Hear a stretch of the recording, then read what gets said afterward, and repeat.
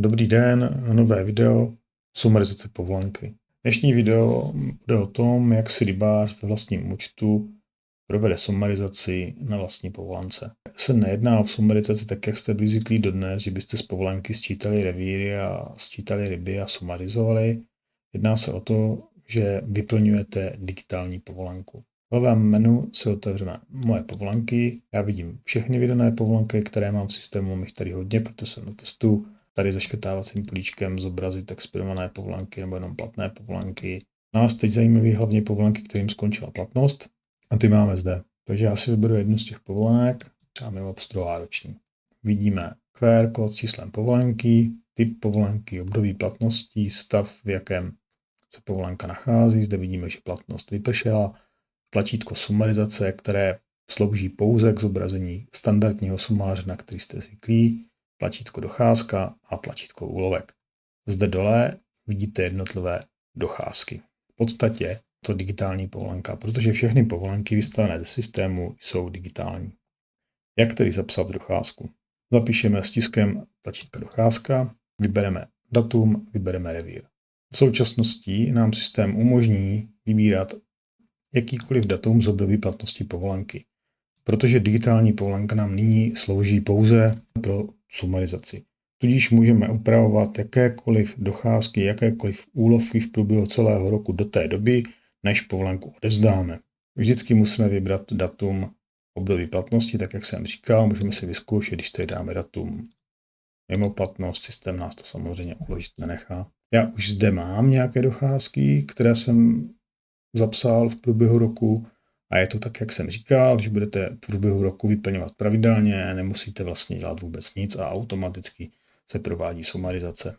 Vyzkoušíme si záznam. Vyberu datum období platnosti, tam zde rok 25, listopad, vyberu revír, D4C, dám uložit. Zde vidíte, že nám přibyla docházka 6.11. D4C, počet úlovků 0.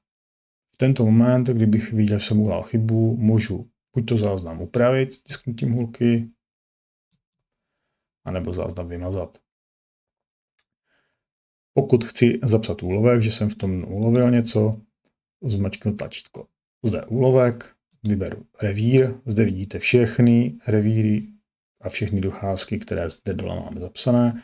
Já vyberu ten náš 6.11. D4C, vyberu jsem chytit jednoho kapra, nebo chytil jsem kapra, množství 1, hmotnost 5 kg, délka 56 cm, dám uložit. A tímto způsobem přepíšu vlastně všechny záznamy v povolence do digitální povolenky. Takže vyberu další datum, prosinec, revír, 5, dáme uložit. Tak postupuju, dokud nepřepíšu všechny docházky z povolenky do systému. Zkusíme si další případ.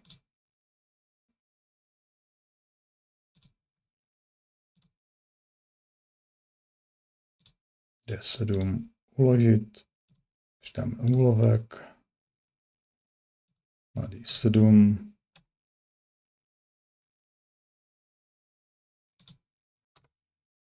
hmotnost 8 kg, délka 85 cm. A zde vidíte zapsaný úlovek.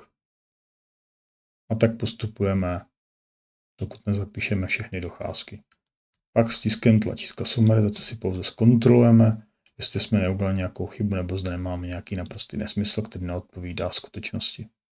Pokud je všechno v pořádku, není potřeba nic potvrzovat, nic odesílat, správce spolku vidí, že jste sumarizaci provedli, vidí to tak, že jste používali digitální povolenku. Jediné, co musíte udělat, musíte povolenku samozřejmě vrátit tomu, kdo ji vydal, do 15 dní po skončení platnosti povolenky. A to je všechno k dnešnímu videu. Petru zdar.